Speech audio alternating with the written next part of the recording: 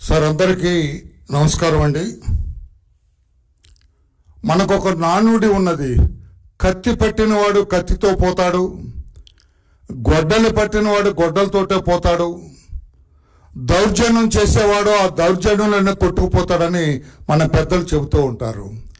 ఆ రకంగా ఈ రోజున తన సొంత సామ్రాజ్యం, ఈ సామ్రాజ్యంలో నాకు ఎదురు లేదు అని ఇష్టానుసారంగా వ్యవహరించిన మాచర్ల శాసనసభ్యుడు పిన్నెల్లి రామకృష్ణారెడ్డి గారి దౌర్జన్య కాండ, అతని దుర్మార్గపు చర్యలు ఒకటొకటి బయటపడుతూ ఉన్నాయి.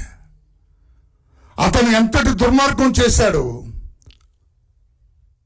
ఏ రకంగా వాళ్ళు వ్యవహరించేవాళ్ళు, అతను కానీ అతని తమ్ముడు కానీ అతని అంతేవాసులు కానీ ఏ రకంగా ప్రవర్తించారు, ప్రజల్ని ఏ రకంగా భయభ్రాంతులు చేశారు, అక్కడ పోలీసు శాఖను ఏ రకంగా నిర్వీర్యం చేశాడు, ఒక అసమర్థ శాఖగా దాన్ని మార్చివేశారు. ఇవన్నీ కూడా ఒకటొకటే బయటకు వస్తున్నాయి. బాధితులు ఇప్పుడు ఎప్పుడైతే అన్నదమ్ములు పరారులో ఉన్నారో, ఎప్పుడైతే పోలీసు శాఖ కొంచెం జూలు విధిల్చి కొంచెం ధైర్యంగా ఉన్నదో, ఎప్పుడైతే ఎలక్షన్ కమిషన్ ఒక ప్రక్క, పోలీసు శాఖ ఒక ప్రక్క ఈ అన్నదమ్ముల్ని వేటాడుతూ కనిపిస్తే అరెస్ట్ చేస్తాం, కనిపిస్తే కాళ్ళెరగొట్టి లోపల పడేస్తామనే రీతిలో వ్యవహరిస్తుందో, ఇప్పుడు ధైర్యం వచ్చింది. ఒక్కొక్కరు బాధితులు ఎవరైతే వారికి భయపడి పరారయ్యారో, ఎవరైతే వాళ్ళకు భయపడి ప్రాణాలు అరచేత పట్టుకొని వెళ్ళిపోయారు ఇతర ప్రాంతాలకు, వాళ్ళందరూ కూడా ఒక్కరొక్కరే వస్తూ ఉన్నారు. ధైర్యాన్ని కూడగట్టుకొని వస్తూ ఉన్నారు. ఇకేం పర్వాలేదు, వాళ్ళ ఆటలు సాగవు, వాళ్ళ కోరలు పీకేశారు అని ధైర్యాన్ని తెచ్చుకొని ముందుకొచ్చారు. అందులో భాగమే ఇక్కడ ఒక బాధితుడు ఉన్నాడు. ఆ బాధితుడిని ఏ రకంగా ఇబ్బంది పెట్టారో అతని మాటల్లోనే వినాలని అతన్ని ఇక్కడికి రప్పించడం జరిగింది. అతను ఇక్కడికి వచ్చాడు. మీరు అతని మాటల్లోనే వినాలని తెలియజేస్తూ, తమ్ముడు నీ పేరేంటి?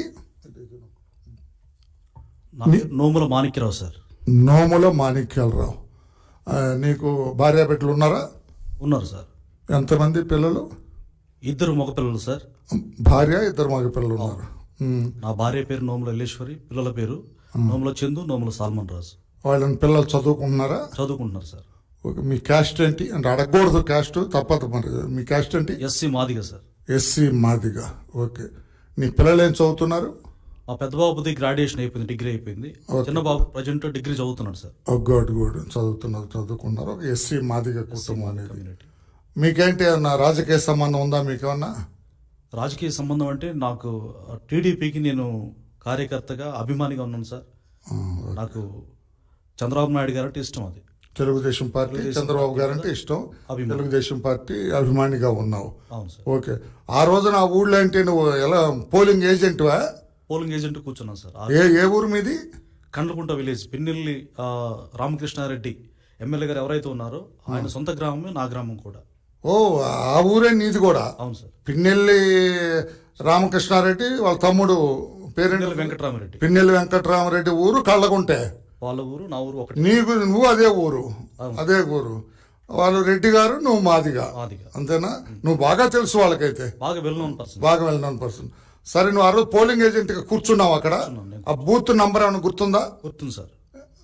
114 పోలింగ్ బూత్ కండ్లకుంట విలేజ్ లో 114 బూత్ లో నువ్వు కూర్చున్నాను. కూర్చున్న తర్వాత ఏం జరిగిందో నేను అడగను, నీ మాటల్లో చెప్పు.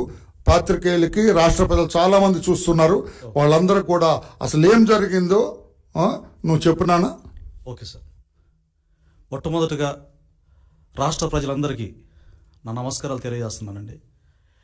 నేను కండ్లకుంట విలేజ్లో టీడీపీ అభిమానిగా ఉండటమే నేరమన్నట్టు నాకు ఇష్టం వచ్చిన డాక్టర్ బాబాసాహెబ్ అంబేద్కర్ గారు రచించిన రాజ్యాంగం కల్పించిన స్వేచ్ఛను వినియోగించుకుంటూ ఉన్నత చదువులు చదువుకొని టీడీపీ అభిమానిగా ఉండి నేను అక్కడ ఆ పార్టీకి ఏజెంట్గా కూర్చోవడం జరిగింది.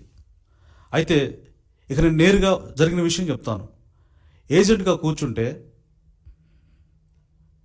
పిన్నెల్లి వెంకటరామరెడ్డి గారు, ఎమ్మెల్యే రామకృష్ణారెడ్డి తమ్ముడు, డైరెక్ట్గా పోలింగ్ బూత్లో నేను కూర్చున్నాను. 114 పోలింగ్ బూత్లోకి వచ్చి ఎరా మాదిగ నా కొడక, నీకు మాకు వ్యతిరేక